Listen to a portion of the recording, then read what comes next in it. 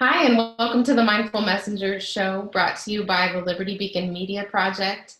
My name is Amanda Johnson, and today we are talking to Jenee Dana Ron about having fun and getting the important stuff done mindfully. Jenee Dana is the award-winning author of Have Fun and Get It Done and owner of Focus Opus Inc. She's a self-taught software engineer for a Hawaiian national monument and a data naut for NASA. In 2018, she founded Equal IT, a blog aimed at bringing equality into IT by encouraging more women to code. When she is not managing data for research expeditions in some of the most remote places in the world, how fun does that sound? She is snorkeling with sea turtles and stand-up paddle boarding. More fun. Welcome, Jenee. Hi. Thank you. Thanks so much for having me, Amanda. Oh yeah, I'm so excited to have you here. My work over the years that we've known each other has been a lot more fun and a lot more productive because of your presence in it. So I'm just really excited for you to be on the show today and share your story and all of your genius with the folks that we can fit into this 1 hour. And then maybe we'll see. Okay. We have a few interviews and thought, okay, so we need to get together again to work on this next one, and then, okay, maybe 2 or 3 interviews afterwards. So never know where it will take us. You never know with us either, once we get talking. So, I know, right? Yeah. I know. That's what I keep telling people, is like, this is such a cool place for people to eavesdrop on conversations that I'm already having with my messengers and team members, right? It's like, how many times have we had conversations and thought, darn, we should have recorded that or written it down or something? And so people get to eavesdrop here. It's kind of fun. It is. I think it's a great idea. Yeah.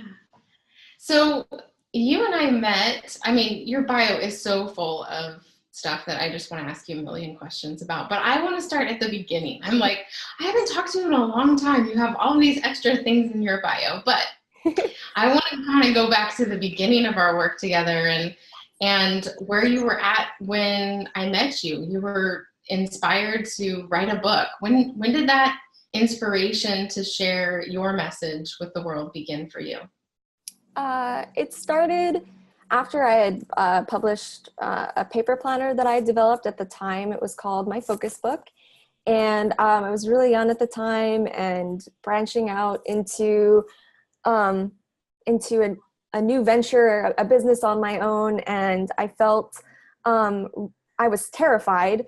And it also didn't help that when I was going to networking meetings, I already looked, especially back then, a lot younger than my age. So I basically looked like, a 16-year-old in a frumpy suit.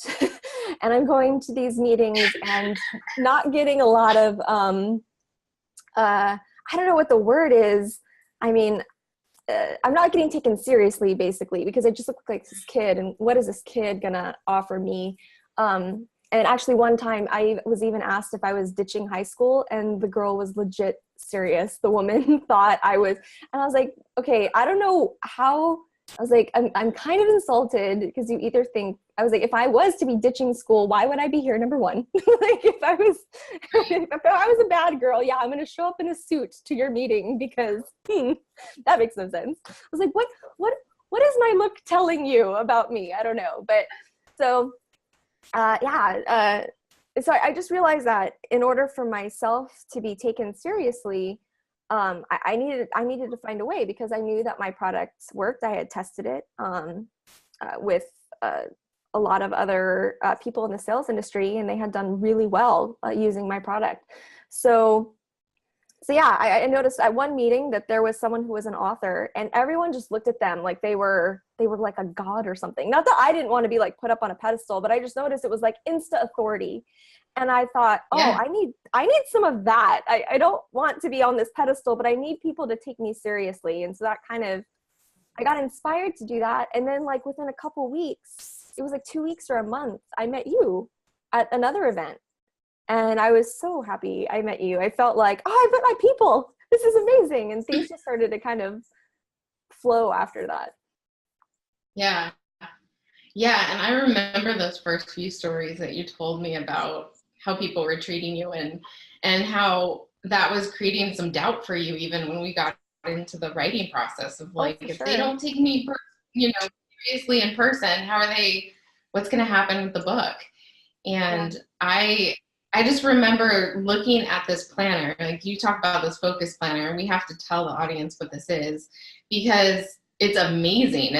Imagine like a regular day planner, but on steroids and really focused on like not just getting all of the stuff done and checking all of the check boxes that you get there, but some of the check boxes are like, what are you going to do for fun today? And what are you grateful for? And what are you eating?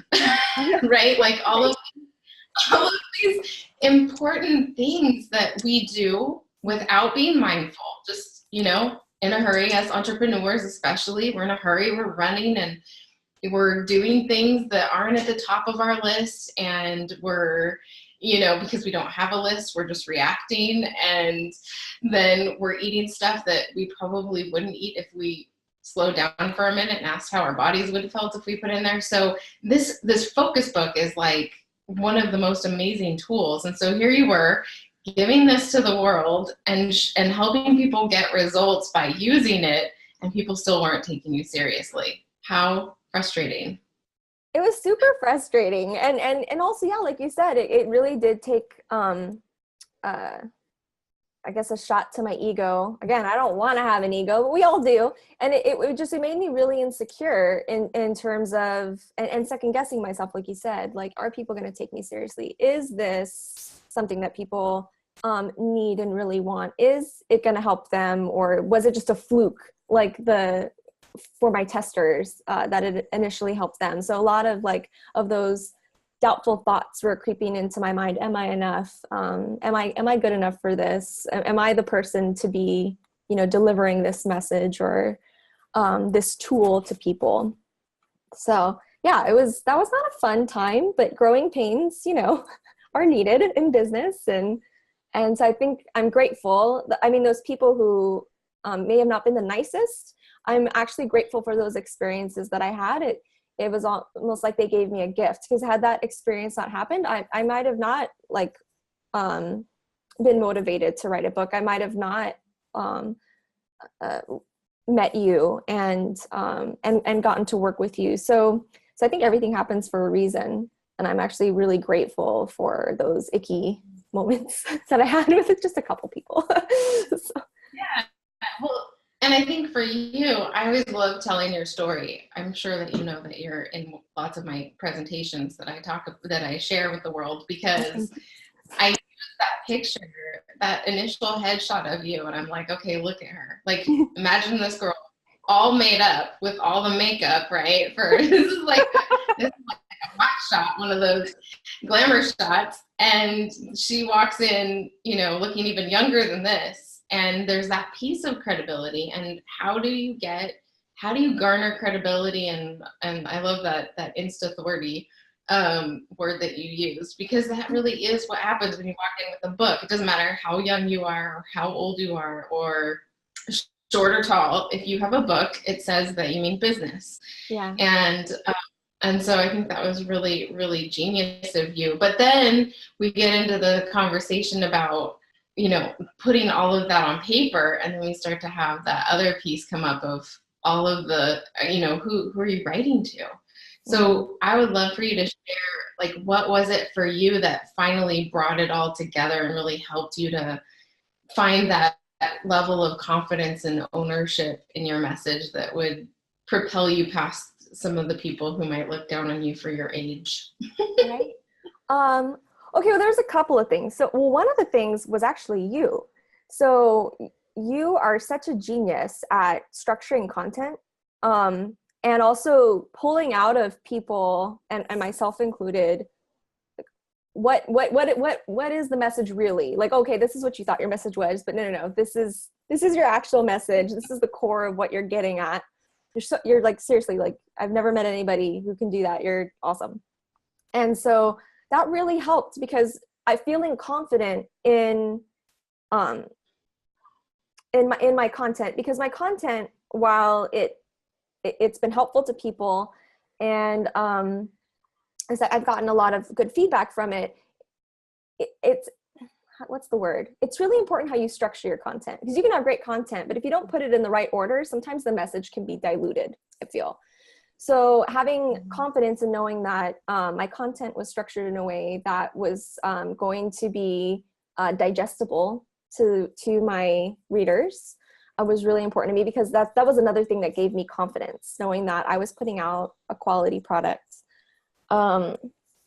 And then I have ADD, so I forgot the other thing that I was going to talk about, but I'll remember it later.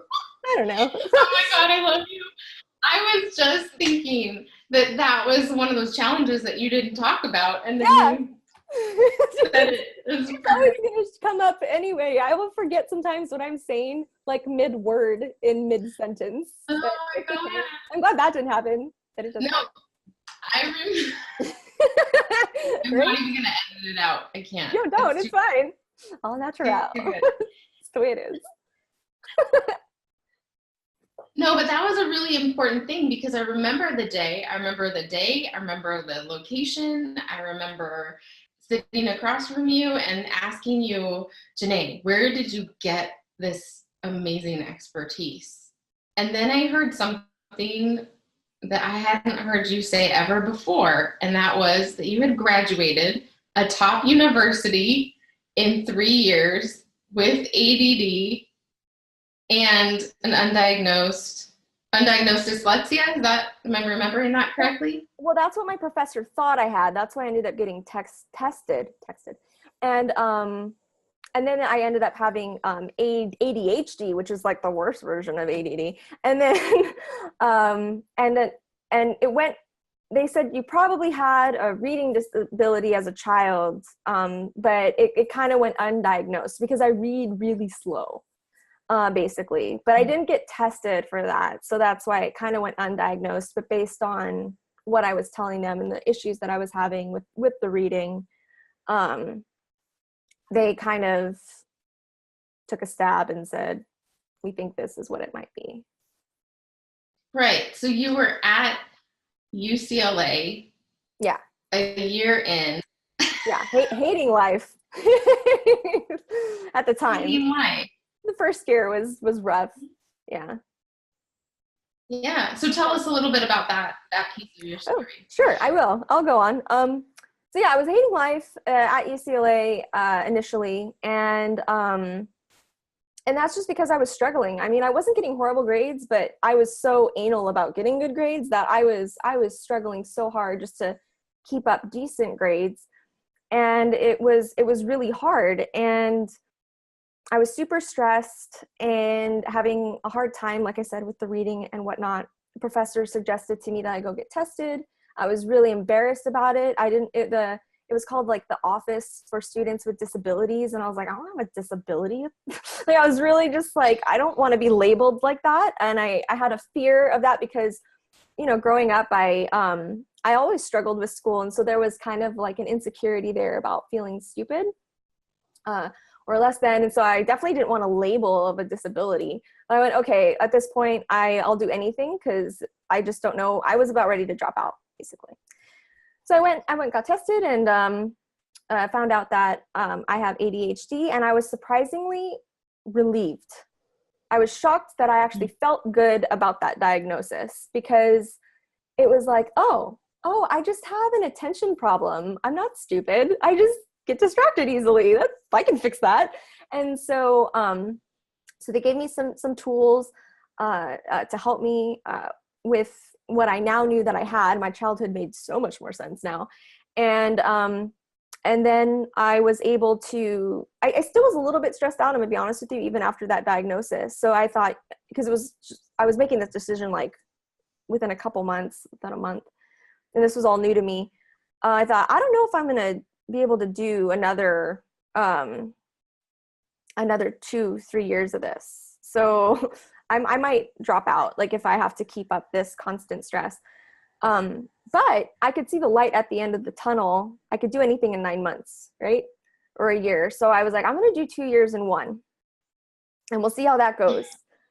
Because I'm already like having a rough time. I don't know what bug flew my butt, but I was like, oh, I'm already stressed with 12 units. Let's do 26 and kill myself. Let's see what happens. And but the shocking thing that happened is that I ended up at the end of that year of doing a double load and working, I ended up feeling like I had more free time. I was spending more time with friends and going to parties and whatnot. And I was doing triple the work of what I was essentially doing before and doing it well. I almost had straight A's that double load year. And that made no sense to me. Like I really just I didn't know what I had done. And so I kind of, at the end of that year, because I wanted to figure it out, what just happened. And so I kind of reverse engineered what I did. And that's what brought about the My Focus book planner. And then later on, Focus Opus. Basically anything that I do in life is from me and my F-ups. It's for me and I'm really struggling. Like that's where I end up learning the most and end up coming up with, I don't know, I like to create things. So I end up coming up with the solution for my F-ups. That's what I do. Mm-hmm. Yeah. I love that. It's kind of like focus up after your F-up. Yeah, right? You can totally run with that. You just found another tagline. Right? Well, that was the other thing that happened, because when you finished telling us this story, it was you and me and just a few other aspiring authors at the time. And I remember us sitting there and you saying, like, what I want to do is I want to help other people have fun and get stuff done. And there was like, you could have heard a pin drop. We all just looked at each other and went, that was gold. Like that, we're taking that, the instant title of your book, tagline for your business. You know, it was just one of those moments where you captured this, and I think probably even more true than, you know, taking your F-ups and turning something magical, you know, creating a magical solution from them. It was like your commitment to not giving up your social life and not giving up what a huge portion of college is supposed to be about. You know, it's supposed to be about being on your own for the first time and being able to stay out all hours if you want to, and still being able to somehow get the studying done and pass the tests. And I just remember you know, and how fierce you were even about this experience in the process of writing the book. Like, I do not want to sit at my computer. I was sitting outside of Starbucks when you called me and were like, this isn't going to work for me. But the thing was that you knew exactly why. Like, I'm not going to, you know, I can't sit here because the ADHD, it's going to drive me insane. I'll never get the book done. Mm-hmm. And so you had a solution. So tell the audience about your solution, because I thought it was pretty brilliant. I think that you wrote your book faster than anyone else, including myself, who took 14 days. So tell them how you did. Well, I do appreciate that compliment, and thank you. But I actually, like you said, I learned from the struggle. So I did end up writing my book in I'm trying to think, 10 p.m. to 1:30 a.m. What is that? How many hours is that? Like 4 hours, 4 or 5 hours, mm-hmm. 2 4 5-hour sessions. But to be fair, before that happened, I was struggling for like 7 months. Like I kept rewriting my first chapter. My first chapter was just total crap. And I just was struggling, and I was trying to write in this 9 to 5 window. And it, I don't know. I have some theories now, because lately I've been trying to examine, why is that? Why do I struggle during the day? And why when I lay down at night are all the ideas flowing and my mind won't shut off? Why is this happening? And so I started kind of thinking about that, and I'm actually experimenting with some stuff right now. But yeah, so what worked for me was that I discovered that everybody is different, and everybody's got a different body clock, right? And for whatever reason right now, my body clock, I'm kind of a night owl, and I have a lot of more focus and productivity for whatever reason between the hours of 10 p.m. and 1:30 a.m. Maybe even 2. Although around that time is when I do get really tired and my mind starts to turn to mush. Once you hit like 2 a.m., it's like, okay, I'm done. I don't know what I'm writing at this point anymore, and I need to go to bed. But I don't even honestly remember how I discovered this, except for the fact that my mind won't shut off at night. So I was like, well, let's try this. I, for whatever reason, get ideas at night. And I decided to start writing my book at that time instead of the whole 9 a.m. to 5 p.m. thing. And then I also discovered that I don't type super fast. I'm not horrible, but I don't type that fast. But I wanted my book to be very conversational. I wanted it to be like a student was sitting in front of me and I was just having a conversation with them. And it's easy for me to get out my content, or easier when I'm speaking versus typing or writing. So I turned the outline that Amanda had made, I turned all the bullet points into questions. So as if a student was sitting in front of me and asking this question from the section, from the bullet point, and then I just answered it through Dragon software. So I spoke my book, and this, I'm sure there's other softwares available now because this was a while ago that I wrote it. But yeah, I spoke my book into Dragon software. It typed it out for me. And then obviously, you know, you're going to have some mess ups. It's not totally perfect. So I had to go through the content after and edit it, but I was able to get the content out so much quicker, faster, and easier that way. And seriously, like after that, I finished my entire book in 2 4 5-hour sessions back to back. So 2 nights in a row was what I did. And then obviously, you know, the book had to be edited and whatnot. So it wasn't like that was just it and I was done. But right. No, but it's what I always tell my new clients, like the first chapter, just get me a shitty rough draft. Like just get me the content. Like it's the thing that I can't do. I can't extract that content out of you. I just need you to put it on paper, and then I'll do my magic, and then you'll be like, oh my gosh, I could do this so much faster. So for those of you who are listening, you aspiring messengers who are like, oh my God, I'm so much better at speaking than writing. Please remember the things that Jenee said.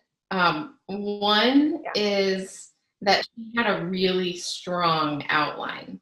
Yes. And that is the key, because if you're a good speaker, here's something that you really helped me to identify. It was something that I had seen, but I couldn't really articulate it until I worked with you. And that was that there are people who are natural speakers and there are people who are natural writers. And there are very few people who are stellar at both, right? Yeah. The people who are natural speakers are usually very highly intuitive. So when they get in front of a room and they're speaking, they are reading the energy of the room. They can feel whether people are getting it or not. They can see on people's faces whether they're glazed over, and so they take a few steps back, right? Yeah. And so all of that feedback that you get when you're in front of a group, where do you get that when you're writing? You just don't. Computer does not give you that feedback. No. You have more of like an internal stop that happens where you're like, oh, this doesn't even make sense to me. Hold up, right? And you're having that experience with yourself, but that gets people all confused and muddled. Yes. So there are a lot of people who are excited to they're trying to figure out Dragon naturally speaking and all of these things for themselves, but I just really want to encourage you, have a really strong outline. What she walked into that with was a strong outline with a branded theme running through it. And as soon as she had that software, it made everything else make sense. The other thing too, and I remember telling you this, was because we had talked about the ADHD and how much you love to share. And one thing that I had seen before with another client who tried this was that she would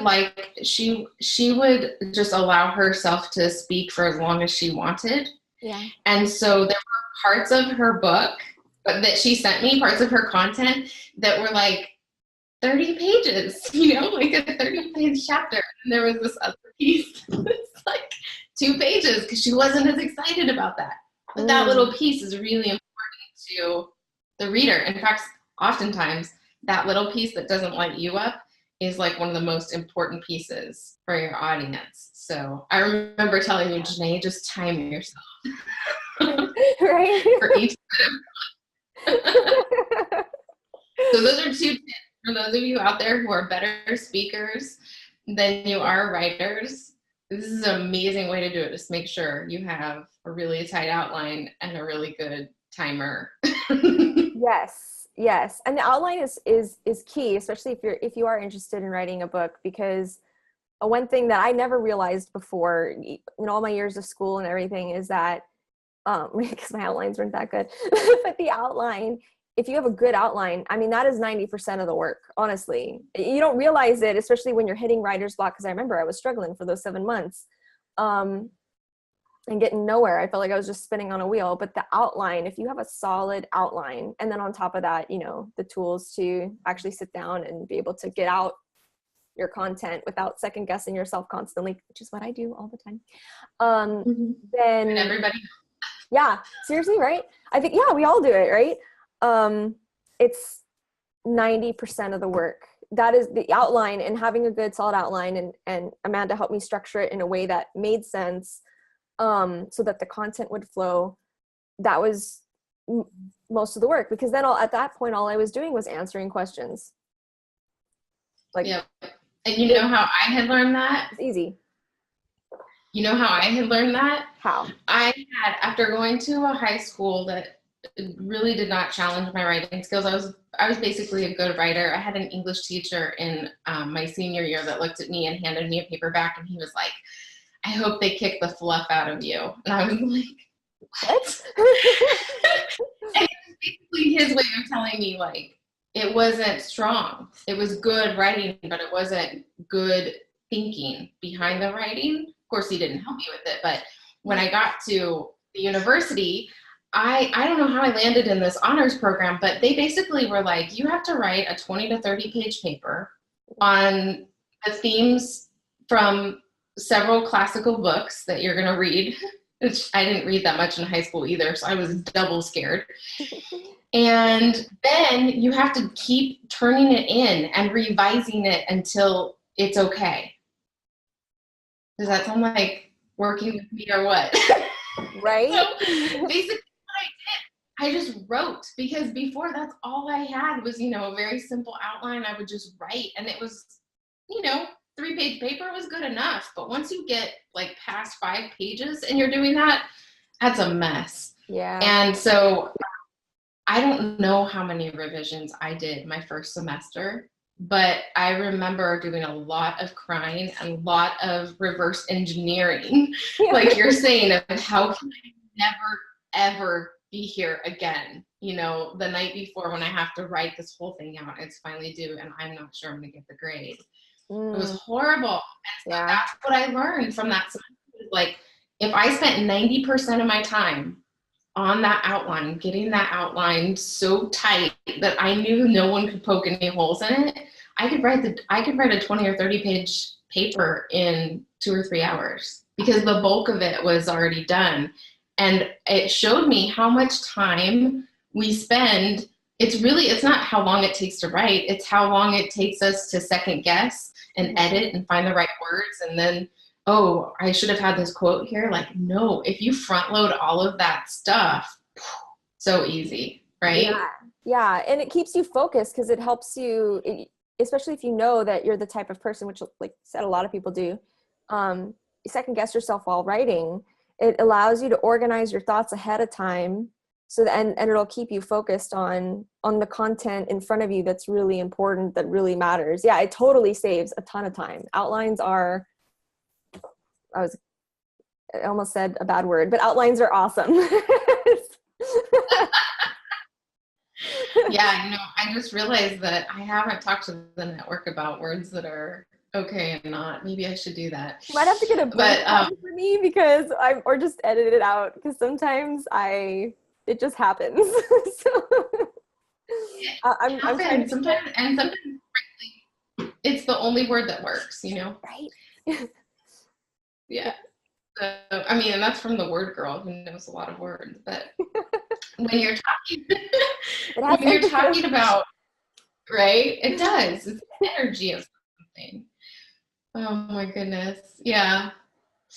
Yeah. So when you're working with, because now on the other side of you getting your book done, and you were one of my first authors to get a manuscript done, so you were kind of on your own to learn the self-publishing world. And which was great, because you're a researcher. That's like something that you were amazing at.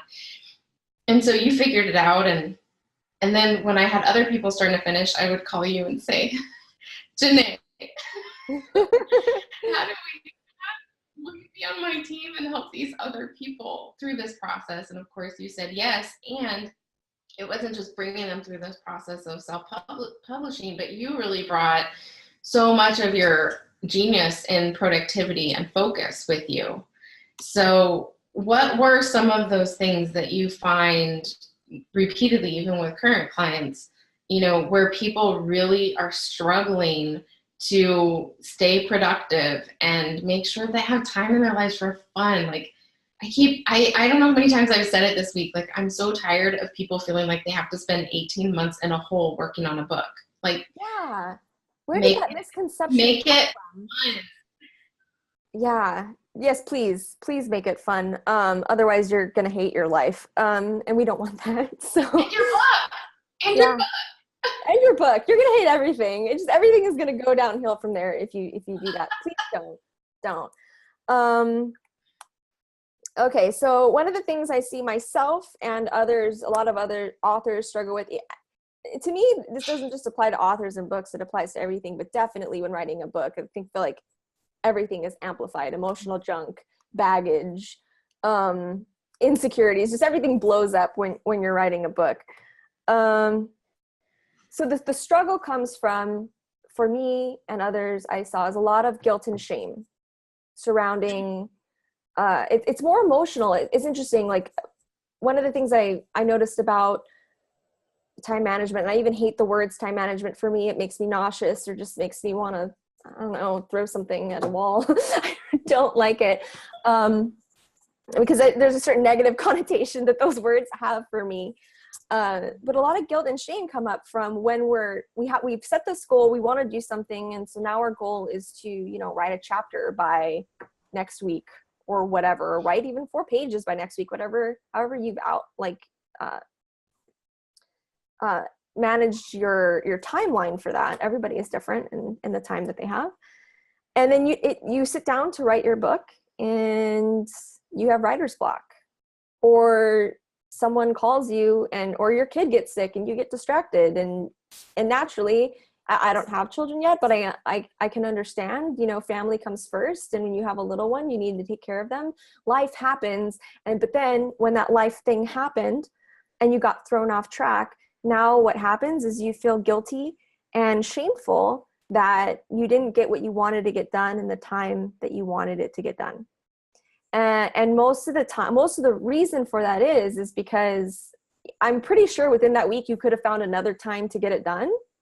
But because the guilt and the shame took over, it totally throws off your productivity. And not just in the one thing that you wanted to do. I feel like it throws off your entire week. It affects your home life and things maybe you wanted to get done at home, like regular chores. It kind of seeps into everything, I feel. At least that's my experience. Maybe others don't have it as bad as me. So yeah, and it's really easy when you get stuck in that loop to get distracted and to continue to lose focus. And then it's just a vicious repetitive cycle. So one of the things that I would do, with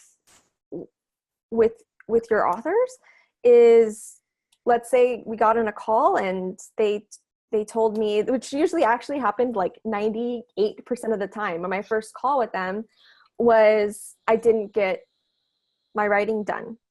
And I go, okay, no worries. What happened? Because I wanted to make sure it was a no judgment zone. I don't care what happened. It's okay that it didn't get done. I'm not going to yell at you, and I don't bite. I just want to know, I just want to see where the hiccups are. So we talk about it and they tell me what happened. And usually it was a kid got sick or I had writer's block or whatever, because I know I had that too. And so, yeah, so then, okay, cool. So what? Okay, so now we know that that's an issue. So maybe we'll try and schedule, like if it was something that could be avoided by scheduling at a different time or something, we try and figure that out. But I really didn't care. So then what I said is, okay, right now I want you to, we have so much more time left in our session, but usually they didn't have any more questions for me and I didn't want to waste their time. So I'd say, okay, great. You're going to hang up and you're going to write until the session is over. I don't care what you write.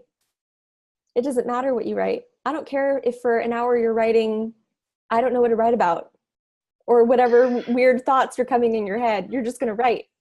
And then we would do that because it was taking the guilt and the shame around writing too, right? Like you were saying before, Amanda, that overthinking of when we write and how we edit ourselves constantly, that so hurts your production and your productivity while you're writing and your creative whatever vibe. I don't know.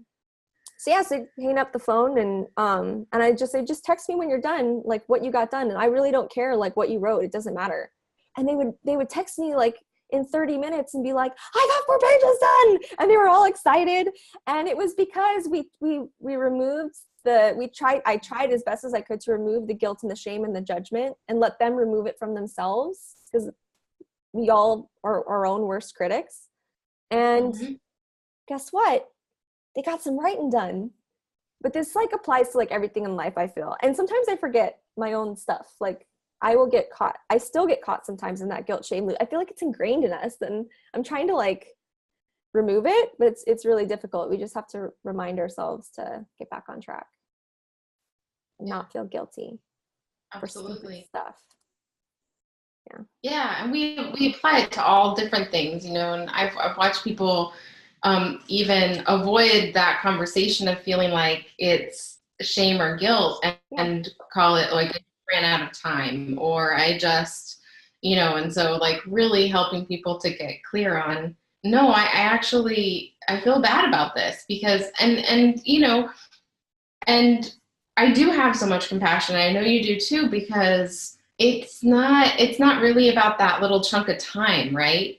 That they're feeling guilty about. It's the months and years that they've been thinking about it, dreaming about it, knowing that their soul is not going to let them off the hook until they write that thing or get on that stage or develop that content. And it has nothing to do with like that moment that you were coaching, that last week that you were coaching them through. It has to do with this like background of just feeling like they're failing their message. And I have so much compassion for that. It took me 6 years to get to mine. 6 years. And a lot of people being like you in my life and saying, you know what, there's got to be something else going on here. Like you're doing, I just interviewed Kathy and we were talking about primary research. Like sometimes you like have the best idea, but you need a little bit more life experience or something before you can actually write about it. And so, that's primary research, right? Or maybe it's not the time. Maybe your market's not ready for it. There are some things that I wanted to write about 3 years ago that I was like, wow, this is going to blow some crap up. But now when I start to, put it out there a little bit, there's a different response. Like the vibe, the consciousness is raised enough that now my ideas aren't such a, anathema. They're not such a, from the devil. They're actually like, oh, might actually make some sense, and we don't know what it is. We don't know what those delays are about. So thank you for pointing that out. I'm sure that nobody watching this thought that you were going to talk about guilt and shame first as a productivity expert, but there it is, people. It is the real deal. This is why Jenee plays on my team, because she gets that it's not, it's about all the structures, but it's about what's underneath them. So thank you for that. And what else, like what other things do you recommend that people do in order to be productive and be mindful and still have fun? Oh, it's so important. Well, a couple of things is, because you brought up fun and I don't want to forget it. Because I didn't have this particular tip jotted down in my notes, but it's important. It just reminded me. Please, and again, I sometimes forget my own stuff and I have to remind myself and start again new the next week. But please try and remember to schedule your fun first.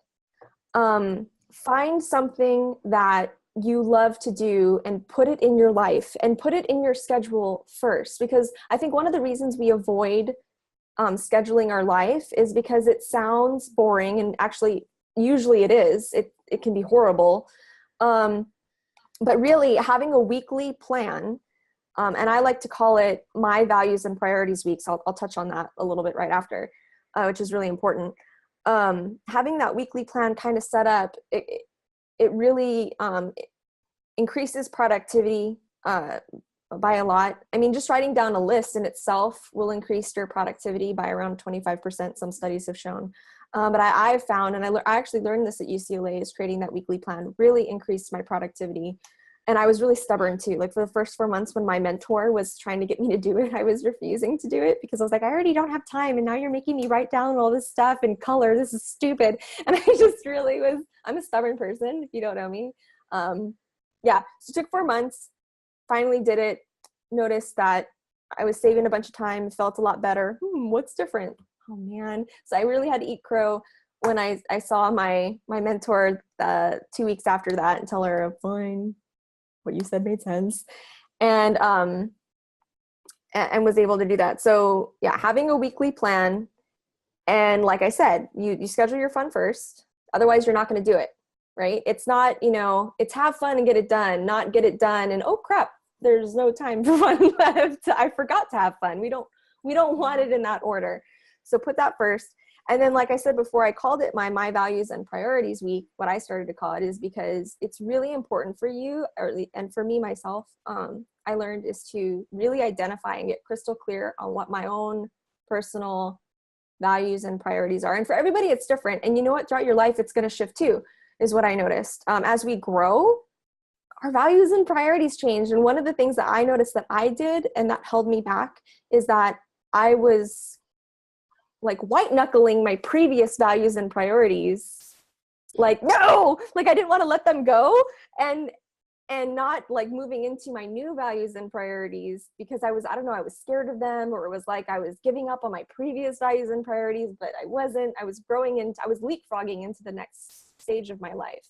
So yeah, it's not fun, that moment when you're like trying to like just grip onto the past. But I've done it a lot. So yeah, but when you get crystal clear, I'm sorry, I tend to babble. When you get crystal clear in your values and priorities, which is very important, you're going to notice that you have a huge boost in productivity. But more than that, you're going to notice that you're happier, because guess what? What are your values and priorities? It's the things that matters to you. It's the things that are going to bring you towards what is meaningful to you in your life and what brings you joy. And everything else, that doesn't matter. Stop doing the things that have nothing to do with your values and priorities. Why are you doing them? But don't feel bad about it. Remember, don't let that guilt and shame creep in, because I've done it too. I do it all the time. I let things creep in and it's like, why am I doing this? This is not aligned with my mission or what I need to do. So then we realize it and we stop it. So pick one thing to stop in your life right now, because I'm sure you have like maybe at least 10, but pick one, and then pick one thing to start that's going to be fun for you. It would be the simplest thing to start with after all the things I babbled on about for you. Please don't feel overwhelmed. I'm sorry. No, it's awesome. And I know the power of this because, and I want to touch on the brain piece too, and what ends up happening when you put fun first is, when I was getting ready to write my book, I had 6 months, and then a client calls and needs our help because he's getting ready to make his transition, and then the holidays happen. So I'm left with like 2.5 weeks left, right? Mm-hmm. And I look at my family like, you guys are probably not going to see me for the next 3 weeks. I have to hit this deadline. But instead of saying that, I sat down with them and I was like, okay, so here's what I'm looking at. Mm-hmm. And I really still want to achieve this goal. And I actually believe that I can. But in order for me to do that, our normal routine is going to be completely disrupted. Like, I need help making dinner and the meals and lunches, and I need help. Like, I made my list of all of these things I needed to hand off that were no longer my values and priorities for those 3 weeks. Mm-hmm. The kid got to learn how to make his own lunch. He learned a lot about food and portions and everything. And then I was like, and what do you guys need from me? Because I know that I need this much time every day. Mm-hmm. But what do you guys need from me so that you don't hate me or this book at the end of this experience? And so, my husband was like, well, I want date nights. And my son was like, I want to go to Disneyland, because we just gotten passes. And he was like, twice. 14 days when I have to write a book? Okay. And the wild thing is that they happen to be at times that were really important for me in the book writing process, because I got to a point where I just felt stuck. Like my creative flow and juice just wasn't there, or I had gotten stuck on a topic and how to explain it, like how to weave some stories together. And it was time to go to Disneyland, so I'd be like, and do you know, I'd be on a ride at Disneyland and be like, oh, that's how I'm going to do it tomorrow. Okay, back to fun. Yeah. Right? Yeah. It like, there's a part of my dad used to say that it was a subconscious that's like constantly working and trying to problem solve all the time. And when you're like crunching it, it sometimes gets mad. So if you go have fun, it can like do its thing without you getting all up in its business. I love that. It's gonna be more fun. It's so true though. And I know what you're talking about. Sometimes you just need like, even like, not only just when like writing a book, like even like when I'm writing code for a web application or a website or a piece of software, and I get stuck or I'm on a bug, and which is like an error. And sometimes I'll have a bug for 10 minutes. Sometimes I'll have a bug for 3 weeks, one bug that I just cannot solve. And usually it's something really easy and dumb, but it's hidden in a bunch of ridiculous amounts of code. And sometimes you just have to, you get so frustrated and so stuck in trying to figure it out. And it just makes you more angry, and you can't either get that chapter out or get that bug fixed. But when you take a step, you go out and you have fun, you go out and you clear your head, go out for a walk, go to Disneyland, whatever your thing is. You get ideas when that happens. You're kind of able to, I love that, get out of your subconscious's business. It doesn't like you up in it, apparently. It doesn't. And then it gives you awesome ideas, and then when you try them, they work, and it actually ends up saving you time when you're able to do that. Yeah. Yeah, and I love that. I love that because, and I know that I learned that from you, because I had helped you with the book, and I'd had these, because all of my clients help me figure some stuff out. You all come at the exact right time. And so that whole piece about values and priorities, and realizing that not only do you grow out of a set of them, but that sometimes they have to shift for a week or 3 weeks or 3 months, and you have to like renegotiate your schedule and because things happen, kids get sick, and big projects come up that are going to take 10-hour days instead of 8, and you make those. But when you know that your values and priorities are my health and my family and this project, then it's easy to see what else needs to be cleared off the deck so that you can just focus. Exactly. And I love that you brought that up too, about how, like they can not only just shift to the next thing, but sometimes, they shift temporarily. And it's okay to have some, short-term goals or short-term deadline for whatever goal you might have. And your schedule is going to change up a bit for that. But I love how not only you brought that up, but how you showed in your discussion with your family what the priority was. The fact that you were just having that discussion with your family and saying, what do you need from me? And this is what I need from you, just showed that your family was one of your top values and priorities. And you were able to negotiate that with them while having this huge shift in your business at the time in your life because of one of your goals. And you're able to have both. And that's the whole point. That's the idea. I want you to, have your cake and eat it too. I want you to have fun and get it done, not, drudge through life hating it, wondering why in the world you got this crazy goal to begin with. Because then that makes the whole process, if you're not enjoying the journey, it totally makes the process so anticlimactic once you get there. And that is the worst feeling, to work so hard and to trudge so hard for a goal and to only get there and be like, meh, this wasn't what I thought it was going to be. Or to have people upset with you, And that too. what happened was, because I did that with my family, do you know, like they owned my book getting done as much as I did. They owned it because they were holding down the fort at home, and they were, like, I had delegated a whole bunch of stuff, and so them doing that was like them working on my book with me. And so, and I had no idea that that's what I was doing, and I was just trying to keep everyone happy so they didn't hate me at the end, because I'm a big old people pleaser. And I was like, and then when I got to the end and I saw my son standing tall, and he's like, yeah, I'm glad I did all those dishes for you. I was like, what? Oh my gosh. It's because he got to own that, he got to participate in it. So I think that's a really cool thing as well. I think so too. So yeah, I mean, just these little things that are like experiments or desperate measures sometimes turn into like, oh, I don't know how many times I've encouraged clients, like, just go home and ask them what they need. I know they're acting crazy. Try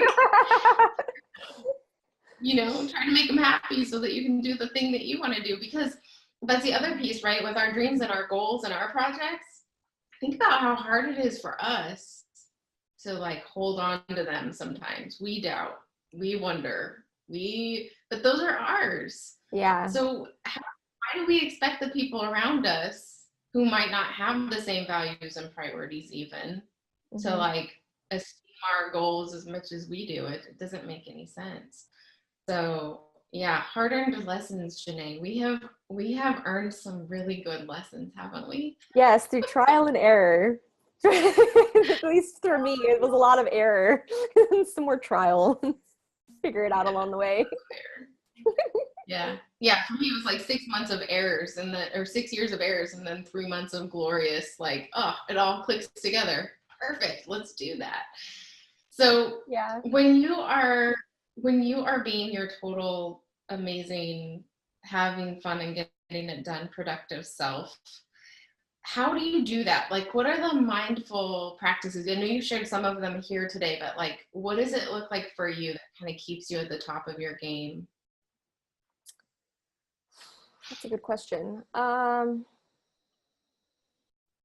I talked about, really the main things, and some of them I already talked about, but kind of want to hit home because I know I sometimes babble and might gloss over some things, is definitely getting clear, like we just said, on the values and priorities. For me, especially, I noticed when I fall off that wagon, because again, like I said, sometimes I forget, or like life creeps in, and I kind of let other people's chaos affect me when I'm not clear on those values and priorities, right? So if you're not crystal clear on what it is you want, everyone else's emergency then becomes your emergency.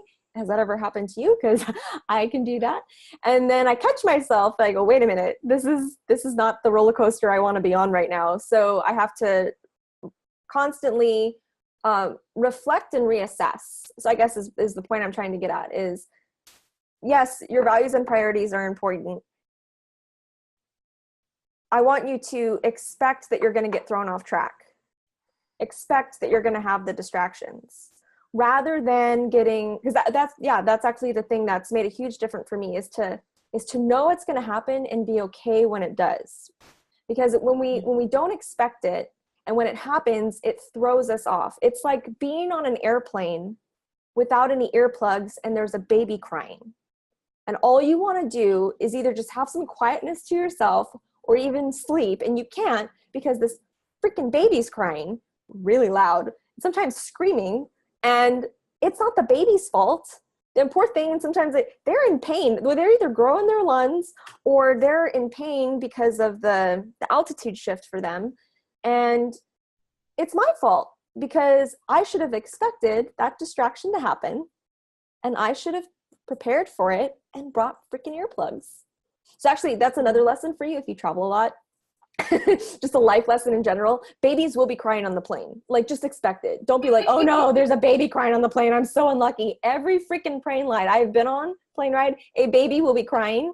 And if you know that's going to happen, I bought a huge bag of earplugs you can get them at CVS or Rite Aid, and just leave them in your carry-on, and you will never run out of earplugs. It's awesome.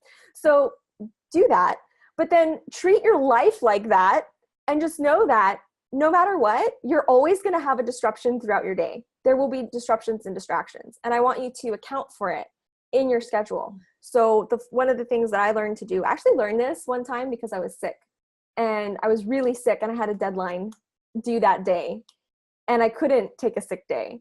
But I don't know if I had the flu, but it was horrible. I slept half the day. But here's what I did. Okay, so I'm going to backtrack to the point. I promise you're going to get a really good tip. But I want to share with you where this craziness idea came from. So I got really sick, and I had this deadline, and I thought, okay, I don't care about anything else. What is the one important thing I need to get done today in order to get my deadline done? And then I'm going to try and do that as best I can. And then after that's done, I'm going to take a nap or something. And that's what I did. I got it done. And the weird thing is I ended up getting it done in less time than I thought it was going to take, because I didn't give a crap about anything else on my schedule. I was only focused on getting that one thing done, and it ended up taking like 20 minutes, something that I thought was going to take 2 hours. And then I took a nap because I really felt like crap. I mean, no joke. I was super sick. So then I woke up and there was nothing on TV, and I was bored, and I thought, well, you know what? I'm feeling a little bit better after this nap. I'll just do one more thing. And after that, if I don't feel good, I'm going to take a nap. So that's what I did. And I finished that one little task. I don't remember what it was. And I took a nap. I repeated that process 4 times. So I got 4 really important things that I needed to get done that day. Because I made sure that the next thing that I did was just the most important. I didn't care about anything else. And then I napped half the day. I ended up having a more productive day than normal. But I slept a lot, and I was really confused. Like, how does this work? So something to think about is asking yourself, what is the one thing I can do today that is going to bring the most impact to my goal? Like, that 80-20 thing, like if I couldn't do anything else and I could only do one thing, what is that one thing? And then do it. Because seriously, if you didn't do the other stuff, it probably didn't matter. That one thing is what's going to bring you the most impact. And my ADD like made me lose the other point. I'm really sorry, but we'll circle back to it later. I know it'll come back, but that actually really is the key, though. Yeah. Do that one thing. Yeah. Yeah. The one thing at the top of the list. That's the biggest priority.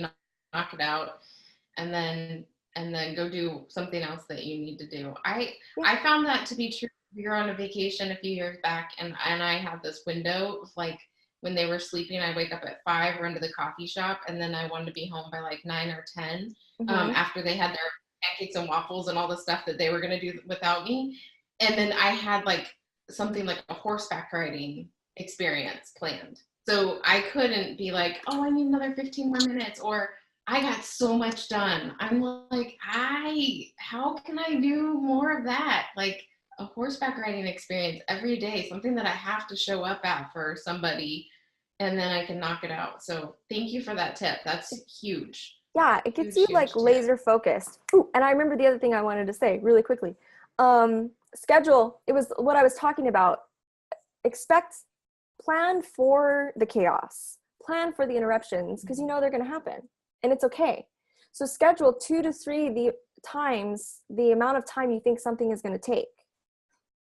And put that on your schedule. Allow for those interruptions within your day. And you'll actually find when you do that, when you schedule 2 to 3 times the amount of time you think something is going to take, you'll end up getting it done faster, because you're not freaking out about all the other things on your list. You're just getting done what you need to get done, and you've allotted for that time, so you don't feel like super crazy. It's really something that really, really helped me out throughout the day. Also, I think if you're an overachiever, it's going to force you to be more realistic about your time. Because most of the time, and I do this too, I'll put like 20 things on my list, and you've scheduled most of the time a 50-hour day in the 8 to 12 hours that you're going to have time to work. And then the funny thing that we do, going back to the guilt and shame, is we beat ourselves up we feel like a loser because we're like, oh, I only got 5 things done on my list and I had 20 things and I didn't get everything done. But when you really look at the amount of time realistically all that stuff was going to take, like, you're setting yourself up for failure, and not in a good way, because I like to say failure is a good thing when you learn from it and you move forward. Failure is great. But when you set yourself up for failure and then you beat yourself up over it and then you keep doing it over and over again, that's not a good thing. Please don't do that. So that's a bad, yeah. loop. Yeah, exactly. It's a bad loop. We're going to have another chat about this stuff, because you've got so much good stuff, like so much to give on this topic. And we didn't even get into like how this is working for you in like a workplace environment and having to negotiate with everyone else's timelines. Because it's one thing to be an entrepreneur and kind of have your own timelines. It's quite another to be working inside of a bigger organization. So we will do this again. Okay. And we'll just finish this one out today by asking some really my rapid fire questions. Are you ready? Maybe. No, I'm ready. Okay. What was the first book or message that changed your life? First book, The Success Principles by Jack Canfield. Yeah, it's a good book. I recommend it. Yeah, I don't know if you want me to elaborate on that. It's a really good book. It has like about, I don't remember what it's like 60 or 64 principles to help you be successful in life. But really it taught me a lot. It's what inspired me to actually create the original paper planner that I had created. Because there's like these 64 principles, I may have already been implementing half of them, if even that. And now I'm supposed to implement these other 30 principles with no system to do it. And I have ADD and I'm all scatterbrained. And if I have like 3 different notebooks, I will lose at least one of them, if not all of them. So I wanted everything all in one place so that I could focus and get better and be more productive. And so so that's what I did. So, but really there's a lot of good content in that book, which is why I wanted to implement it. And that inspired me to create that system. What is your favorite book and why? That's a good question. Can I say it's the same one? I mean, okay, that is my favorite book. It's just because I have so much history with it, and how it's, taking me to places I never thought I would go in terms of, starting my own company. And I don't know how I ended up becoming a software engineer, but we'll get on that on another day. But it's really that book for me is kind of what started it all. And it's one of the only books that I've read more than once, because I'm not a big reader. So there's so many good books out there. So I'm not saying this is the end all be all book, but it's one of my favorites, and that's why I have a history with it. It's I think it's definitely something to keep in your arsenal. So who is your favorite messenger and why? You. You're my favorite. Oh, I know I'm gonna get mushy, and I'm trying not to be like kiss ass, but I'm serious. It's you, because I mean I have a lot of messengers that I love dearly or am inspired by and I admire, and so but for me with you, not only are you a badass in what you do, you're such a real, honest, authentic, genuine person. You're a great friend, and your I'm gonna cuss. You know your stuff.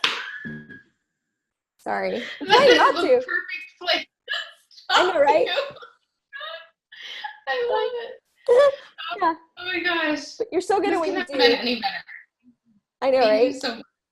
No, thank you. It's because of you that I wrote my book that I never really thought I'd have the confidence or courage to do. And so you're always going to be. And the thing that we didn't tell everyone was that it went on to become bestselling and award-winning. So that did happen. You go, girl. And I was like not shocked because Amanda is amazing, but I was shocked in terms of it's kind of sad when you think about it, but where my self-esteem was at and where my mentality was at before that I never ever thought that I would ever be able to do something like that. So yeah, I'm super grateful. About credibility. right? That helped. That helped with that Insta authority or whatever. All the fun buzzwords we have in business.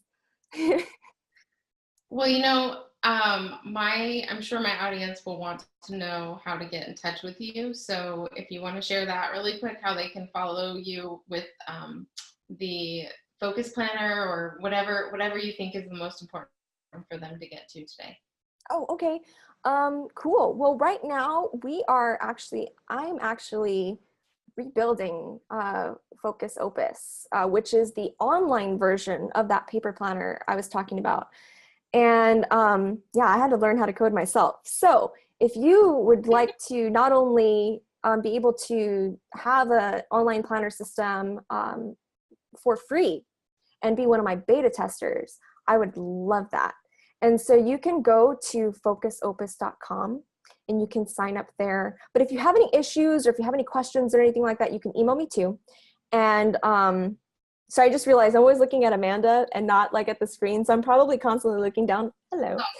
You can you can go to just email me at Jenee, and that's like Renee but with a J. So JENEE @focusopus.com. And just shoot me an email if you have any questions about it. Yeah. And we're gonna have the link to your book and the links that they need to get to your website on the page as well. So sweet. Yeah.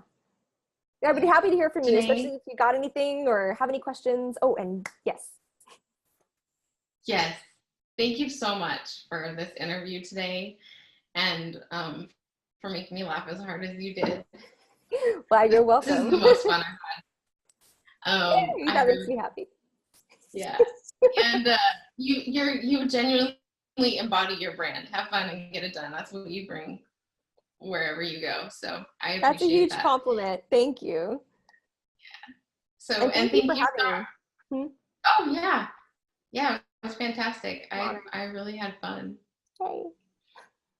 All right, and to our audience, thanks for hanging out with us a little bit longer today. Sorry.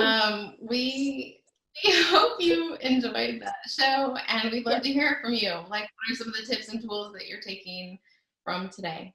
And with that, it's a wrap.